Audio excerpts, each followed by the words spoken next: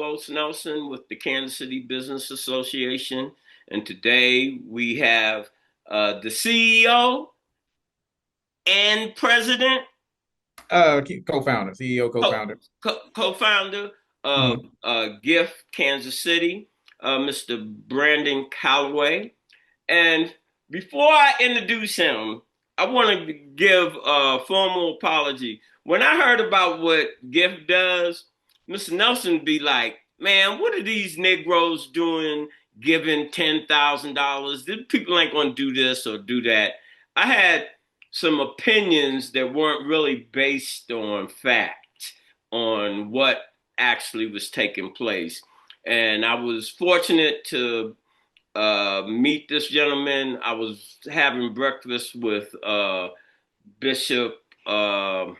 I didn't forgot what the bishop's name. Bishop Tolbert. Bishop Bishop Tolbert. Talbert, and Brandon was there at one of the facilities, Urban Cafe, that he find Gift had something to do. I don't have the particulars, but I'm pretty sure he'll let you know what's Yeah. what. And when the bishop introduced me to him, I don't think I was as kind as, like I said, but you have a formal apology for Mr. Nelson on how I presented myself when I first met you. Yeah. No, that's all right. I appreciate that. I appreciate that. And I know, we be passionate about our community. We trying to, figure out who's doing what and if people really doing what they saying. I mean, when we started Gift, I actually went to I our want to board. cut you off for a minute. I want Uh, you going back to kindergarten because first of all, well, we want our audience to know who you are, where you come from, yeah, and yeah, all and right. I'll definitely do that. But I wanted to say when we started, when we started Gift, we gave out money relatively quick, within our first 3 months of being in existence, and we did that specifically because what I told our board was that even as Black people, we are really used to people telling us, they're gonna do this or they're gonna do that or they're gonna do this or they're gonna do that. And not actually doing the stuff that they said that we were doing. So, it doesn't bother me, it doesn't hurt my feelings that we get met, or we, especially early on, getting met with skepticism, because I know I've experienced the you people coming into the Black people coming into the Black community saying all these grandiose things of what they want to do and how they want to help, when really it was all about self benefit and self gain. So yeah, it's all you all good. You all good.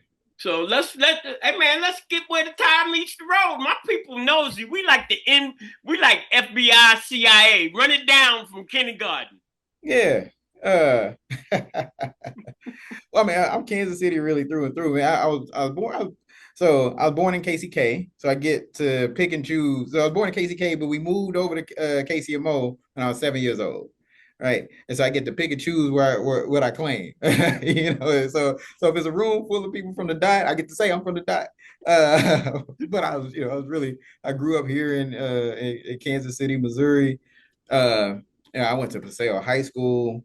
I mean, I did a bunch of different things. They Uh, want to know, man. yeah, I mean, well, I was in ROTC in high school. I played football in high school.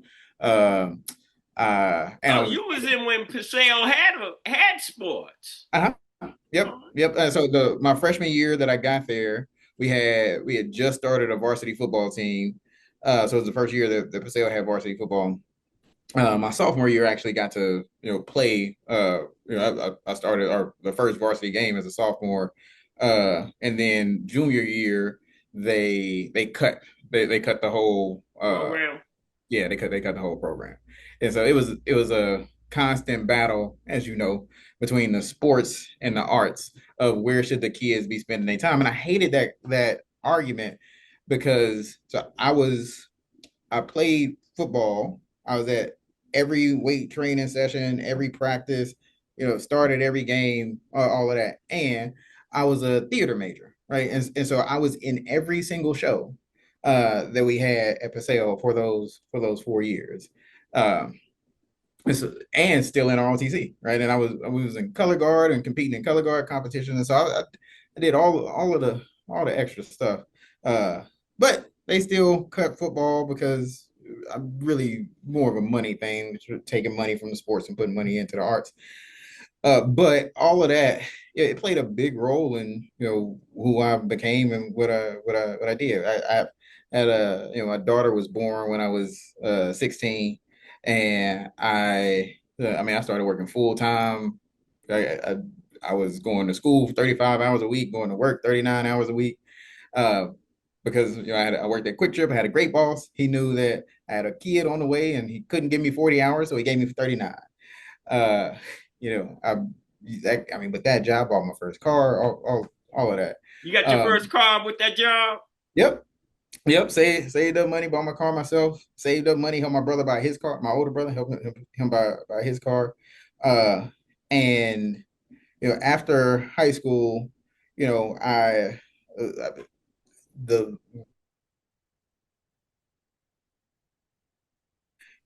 I ended up becoming a personal trainer, and so I went to Pinnacle Career Institute, got my personal training certification. Um, and one of my very first jobs as a trainer was training down in Northeast High School. I was a strength and conditioning coach for Northeast High School. So I was 19, and I was strength and conditioning coach for these 18-year-olds down in Northeast. And we was focused on helping them get to college because even back then, that young, you still understood that college was a pathway to economic mobility. Uh, but a whole bunch of boring stuff. I mean, I had some theater scholarships. I ended up going into the army for a little bit. Um, Let me cut you off for a minute. Talk uh-huh. about that Army experience. What did that add to your toolbox? uh, yeah, discipline. One of the biggest things that I learned in the army was that you got to be the driver. Like if you want to make something happen, you got to get up and go and actually make it happen. I mean, there's the army is full of discipline and PT and all of that, but you can still be lazy in it if you want to be. And I remember being in training, and we had a 16-hour day out in the field, setting up tents basically, uh, and breaking them down. It was in Texas. It was probably 110 degrees. And it wasn't no quit. We was there for 16 hours, and we had to be there for 16 hours. Um, and it just it sound somewhat, to some people it would sound somewhat silly, but the benefit of hard work, the enjoyment of the how far you can get with being disciplined, the the critical analytical skills, right? Like how do you look at a situation, assess the situation, assess risk, and that's applicable really to whether it's physical danger and physical risk, or you looking at systems and programs, and you're looking at danger and risk. In the army, after everything that you do, you do a AAR, after action report, and it's not to say well, why? What did I do wrong? What did I do bad? But everything went great. But how could we do better? Uh, and even taking that and looking at uh, all aspects of life, doing an AAR on yourself. Uh, that was a bunch of beneficial stuff that came from the All army. right, but keep it moving now. After Yeah. Army. After the army, I went to Avila as I came back to Kansas City. Went to Avila University. I was a trainer, so still have my personal training certification, and I ended up finishing out my exercise physiology degree at Avila. I minored in law. Uh, yeah, so I interned at the Jackson County Prosecutor's Office as a pre-law intern for a little while. That's actually I met Judge Brian Wimes. I There. did business with his father, Chuck Wimes. He was one of my mentors. He was Yeah, the big developer here.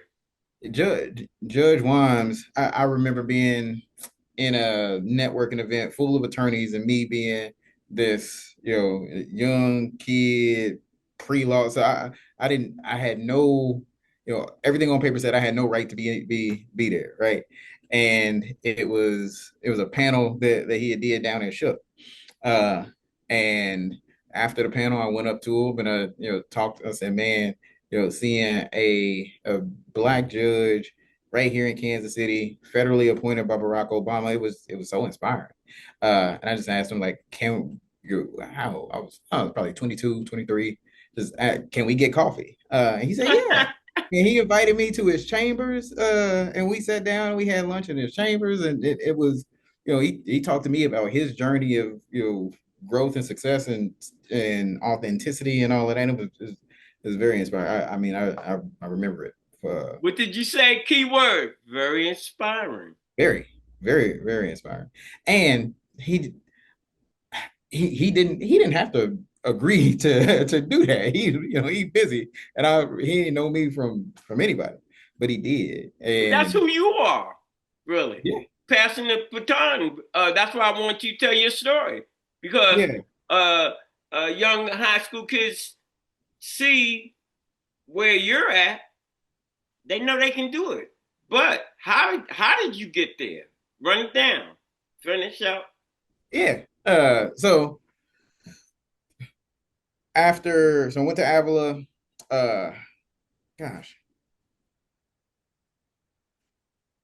I was like I said, I was studying exercise physiology, really focused on being a trainer, being a strength and conditioning coach, and all of that, and wanted to figure out, just like I did when I was at Northeast High School, years before that, how do I use my skills to in fitness to help the people from the community that created me and made me who I was?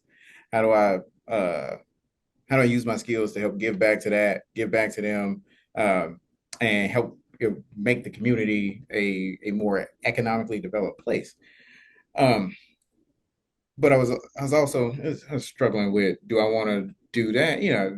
College kids don't know what they want to do, right? And so, do I want to do that? I was minoring in law. I also had that theater scholarship, and so the stuff from high school, still carried over into to college.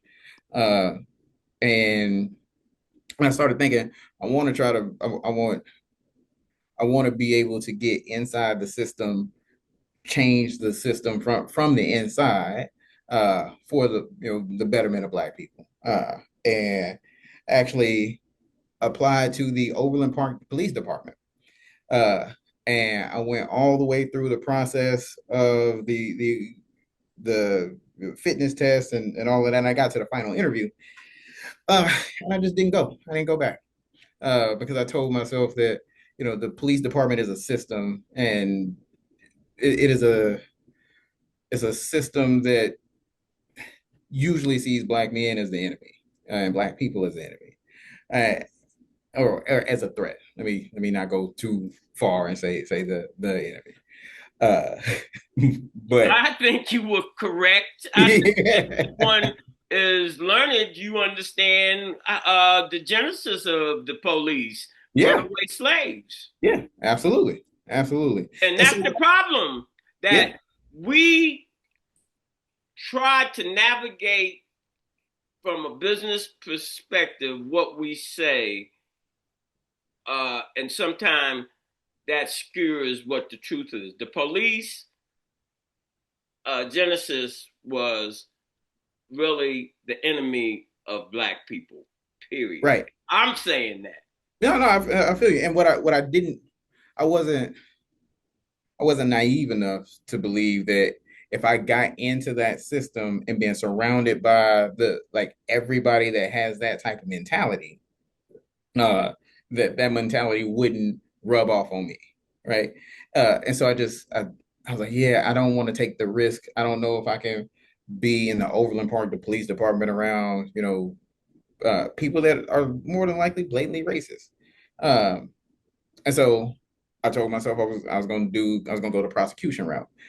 And while so I interned at the Jackson County Prosecutor's Office, as an undergrad intern for about 2 years, and it was a great experience. I worked in the SBU in Eastern Jackson County, saw some really horrible things, learned a whole lot. And but I told myself as a prosecutor, I would have a greater locus of control, right? Because when cases come, I can lend an empathetic ear, a sympathetic ear. Like I would I'd be informed. And not saying that the role of a prosecutor is not important. It's extremely important. I also was not naive enough to think that the system wouldn't rub off on me there too. Because when I was there, I was expecting, you're innocent until proven guilty, right? So that we get these cases and we looking at them and we trying to think critically about them. But the thing I saw more often was, okay, how guilty is this person? How many years is this person getting? How long is this person getting? And it wasn't the, at least from the perspective that I saw, it was not the innocent until proven guilty. And Even-handedness. yeah, it wasn't. And so I also thought, I really like I've there are a lot of attorneys here, and they, for the most part, all seem to have the same mentality. Because that's their job. Their job is trying cases. How do you evaluate the effectiveness of a prosecutor? How many cases are they winning? And so that makes sense. Is I get a stack of cases on my desk. Well, best case scenario is that I charge all of them, and 100% of them are guilty, no matter what, even if even if that's It's not a the case. numbers game and a Yeah, career game. yeah. Let's move on to when did you decide to start Gift? Well, so there, I told myself that I couldn't do that, right? Uh, and I went back into fitness. I went back into just train. So I started training again, and part of being a trainer. So as a trainer, I I started my own personal training businesses a couple of times, and then I learned sales. I learned sales uh, very well, right? Because selling personal as a trainer, if you don't know how to sell personal training, then you can't be a good trainer. And so diving deeper into that got me to running some personal training uh, teams, got me to running some gyms, and so fast forward from high school, 10 years later, I am in Leewood running a small personal training fitness studio, boot camp fitness studio, and all I was doing was making money. I wasn't. I was nowhere near training those Northeast high school students to get to college so that they can increase their chances for economic mobility. Uh, and I wasn't using my skills to help my community at all. I was just I was just making money. And so I quit. I got completely out of fitness, and I took a part-time job at United Way, Greater Kansas City. It was my first entry into nonprofit, and started learn I told myself, well, all of the sales skills that I learned, I could likely be really effective in nonprofit fundraising.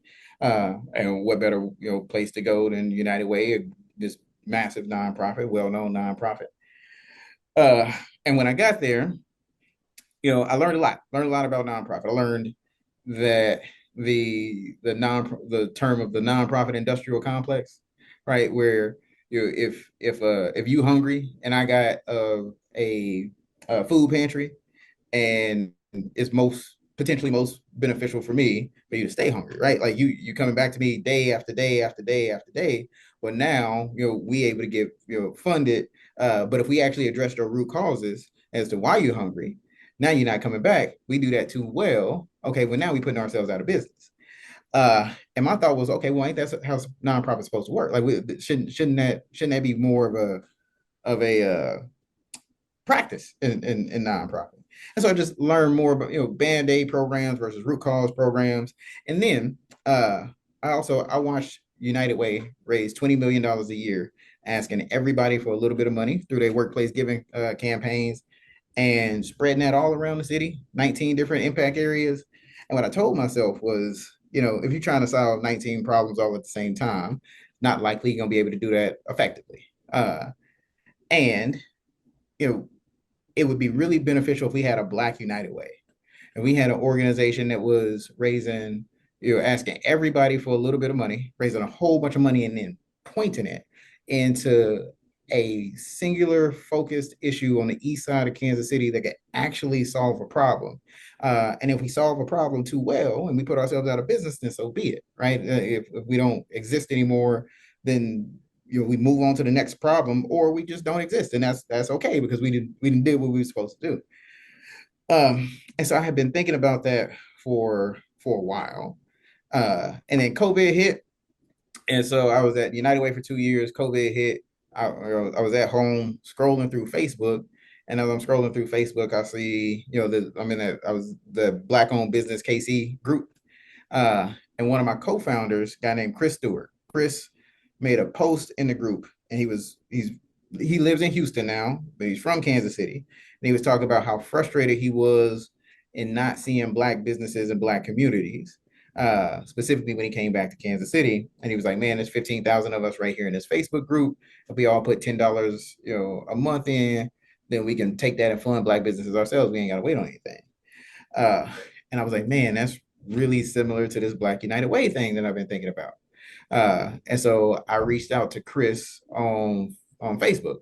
I sat there for a while and thinking about it, and I thought about all the reasons that it wouldn't work. Right, we'd have to do this or that, and I came up with solutions for each one. And at the end of that hour that it took me to sit there, I felt like if I didn't reach out, if I just sat there and did nothing, even though I felt like I came up with the solution, then what's the difference in me sitting on a solution and doing nothing versus somebody actively tearing down a community, right? So I reached out to Chris, uh, and at first he ignored me because I was just some random dude on Facebook. He didn't we didn't know each other, and yeah, I reached out to him, and the next day it was just burning. It was bothering me way too much. I was like, man, this is a thing. There's so many different ways that we can turn this into an actual tangible benefit for the community. So I reached out to him again, and I was like, look, man, I know you don't know me, but we can really, really, really make this happen. We can do this and this and this and this, and I've been thinking about this. Uh, and he got back to me, and he brought his friend along. So his Cornell Gorman went to high school with him, and so the three of us got together, and we just talked about forming Gift and what it would look like and what we would want to do. And I mean, we talked about should we give the money to people in grants? Should we give the money to people in loans? Should we give the money to people in equity? Should it be forgivable grants? We talked about all of that. And ultimately, we we decided that the best way to propel the east side of Kansas City and Black people on the east side economically was not through loans, right? It was not through a debt product that, the reason that there's this big racial wealth gap is because of the draining of capital, right? That they weren't making loans to businesses on the east side. They weren't doing, home improvements on the east side. They put, they intentionally did not put money into, this area of the city, while also putting money intentionally into other areas of the city. And so we thought if we really were going to even the playing field, then we needed something that would accelerate growth rather than something that just would be the same old. And so, that's why we started with grants, and the plan of doing 10,000, 25,000, and $50,000 grants to Black owned businesses. Kind of, it came from that, and that initial conversation that we were planning to do grants came from that initial conversation that the three of us had, and we moved relatively quickly. So April 30th was Chris's Facebook post, talking about we ain't got Black businesses in Black communities, and then May 2nd of 2020 was the first time all three of us got together and had that call. And then May 5th of 2020, we we all I filed all the paperwork and got us going. Got gift started. So where we at now? Is it where we at now? What do you mean? Like what are we doing? Gift. Yeah, so I mean, now 5 years later, what we've done? We've done 1.9 million given, 78 different black owned businesses on the east side, 153 new jobs created from those businesses. 209% is the average revenue growth of those businesses. And then, so every time we give somebody a grant, you know, so back in May of 2020, when we first originally came up with the plan of gift, we looked at uh, demographic data to look at the east side of Kansas City, or so east of Truce versus west of Truce. Saw that it was 75% black on the east side, 36% poverty in that it was a 6 zip code area specifically. And then on the west side of Truce, it was 91% white with 5% poverty.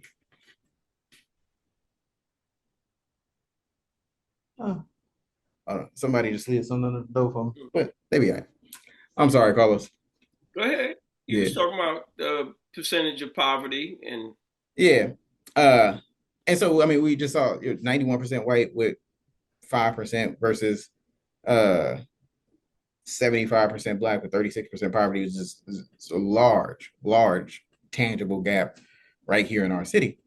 And so we took that as our funding area. But the other thing we did back in 2020, we cold called black owned businesses and asked them, we are going to start doing this grant program. If we were to give you grant money, how much money would you need? What would you do with the money? How many jobs would you create? And then other than money, what else do you need?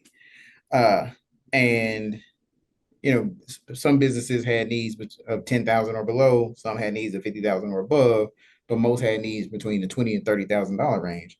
And so that's why we did the 10, 25, and the 50,000 came directly from that survey. But the other thing that we asked was, other than money, what else do you need? They said business coaching, accounting, marketing, and legal services. Uh, and so every time we give a grant to somebody, even back then and even now, we give them a business coach for a year, paid for by gift. We give them a bookkeeper to do their books for a year, paid for by gift. Uh, we give them an attorney to do either pro bono legal to take them on, represent them either pro bono or paid for by gift. And then we do a small business marketing package. So they get they might get a website, they might get a new logo, just they audit the business, and so whatever that business needs, gift pays for it, and they get it. And so now we have our business center. So we've all those businesses that we gave grants to, we give them all of that, but we get so many more businesses coming to us asking us for grants that aren't necessarily ready for grants, or that we ain't got the money. We can't fund everybody. I mean, we get probably $9 million worth of requests every year. And so we can't fund everybody. But one of the things that we could do was create this business center where we brought business coaching, accounting, marketing, legal services, co-working space. We got a media studio for headshots and product photos. We got somebody here that designs websites, all completely for free, and up under one roof. And so our business center has been around since 2022, so the last 3 years, and 8,300 appointments have come through this business center in that time frame, and 2,650 unique individuals have come through the business center in that time as well. And so yeah, has the we mayor or the city council or the county or rehab loan corporation or any of them worked with you to help you with your mission? so the we haven't gotten any engagement or support from the county really at all. We haven't talked to anybody from the county Um, we've applied for some county funding. We haven't got any of that. So in these past 5 years, we've The city? the city. So I can't bash the city because I they can bash them. yeah, but so they gave us so that rebuild thing where they got ARPA dollars from the federal government, and they gave that out to a bunch of nonprofits. They gave us a $250,000 reimbursable grant a few years ago, and so well it Dang, was, if you don't have the 250, that's no good. and they didn't tell us it was reimbursable until after we got approved for it, and so it was it wasn't my favorite, but it worked out, and so we ended up being able to use it because we got additional support for the business center, so it worked out, So and what would you hold it? What would you have to say to our community as it relates to what they can do to further your mission? yeah. So I mean, our To the original. business I want two messages. Uh-huh. One message to our black business community and one message to our overall community. Yeah, and so the first message I'll give to everybody, right, black business and overall, we set out to say if 15,000 people donate $10 a month, we can do some magnificent things with that, right? We can change the landscape of the city. We can accelerate the closing of the racial wealth gap. We can create some real equity on the east side of Kansas City. Right now, we got around 1,000 people donate $10 a month, rather than 15,000. And you see, we have been able to do some really substantial, benefits. Some we've been able to do some good. Um, and imagine the if we actually had 15,000 people donating $10 a month, the grants that we have to turn away, we'd be able to make more grants. Right? We'd be able to fund more businesses. We'd be able to really accelerate the growth. We'd be able to create nearly 100 jobs a year, on, through black businesses, and so the a message to the overall greater Kansas City community and black owned businesses that not just being a recipient of the services, but also helping to grow the pot. The we get grant money now from foundations and corporations, but 100% of the money 100% of our grant dollars that goes to black owned businesses comes from individual donations, right? If without individual donations, we're not making grants to black owned businesses, right?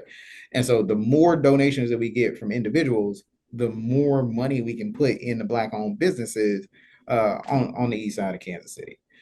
So that's one.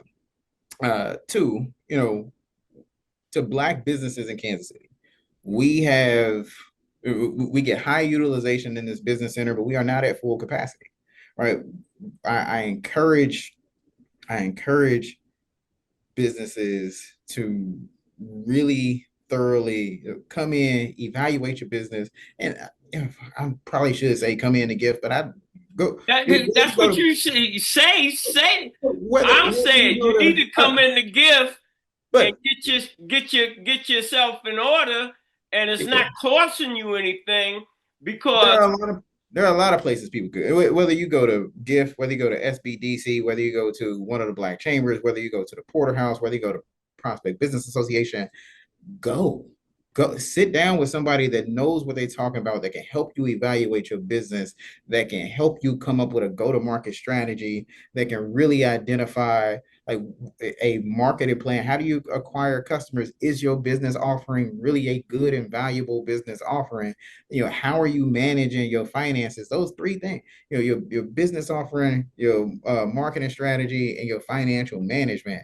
Like it it's really cool. It's really fun to be out there and taking pictures and showing, hey, look, I'm a business owner. I'm doing this. I'm doing that. I'm doing this. I'm doing that.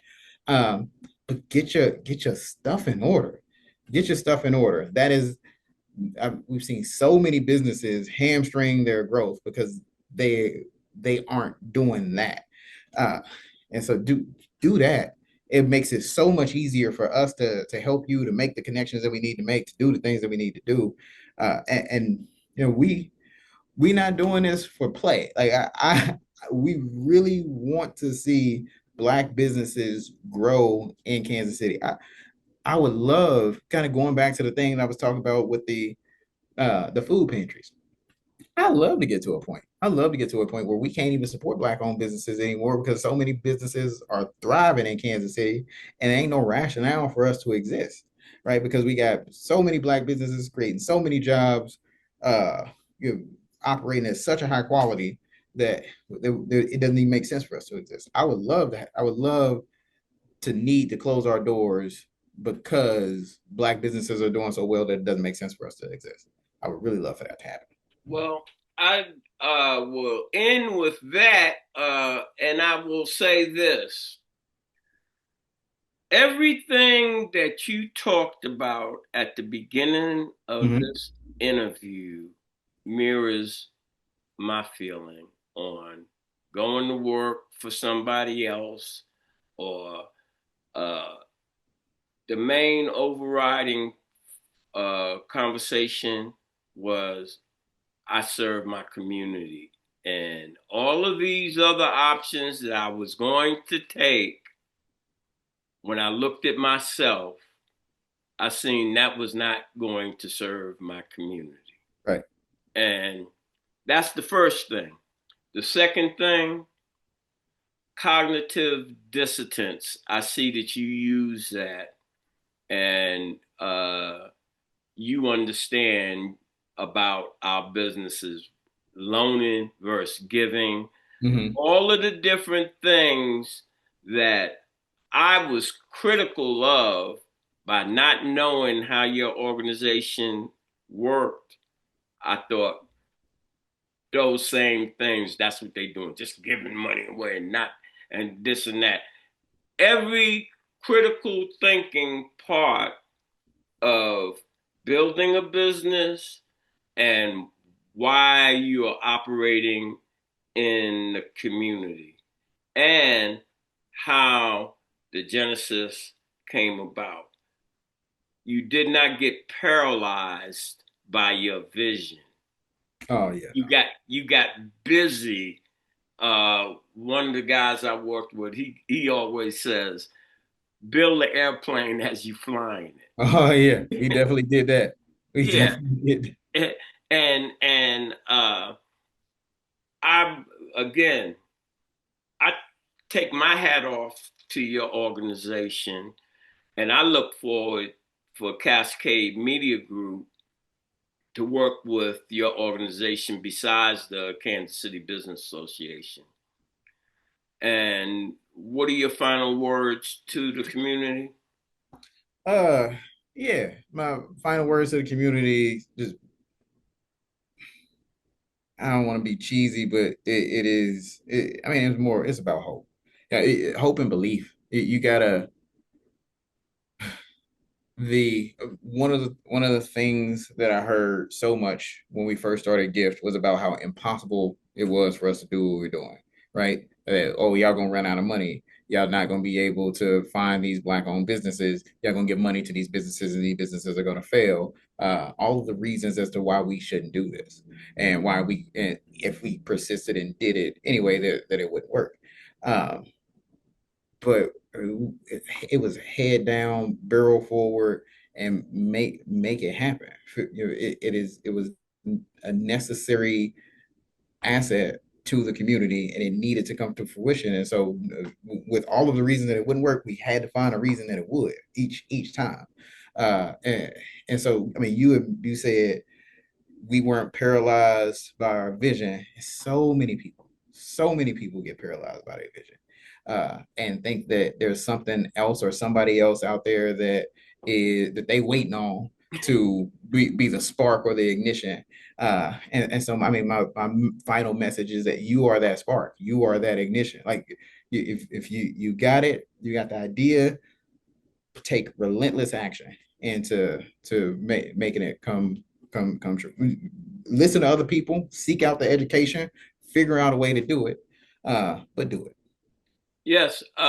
Basically, what you're saying, one of my colleagues, Dr. Marjorie Williams, Mhm. she is a contributor on Cascade Media Group, and she closes her program. Be the change you would like to see. You can't expect other people to change and you don't. But as we close on all of our shows, when you invest in your community, you're really just investing in yourself. Good day. Absolutely. This is brought to you by Kansas City Business Association, working to improve our community.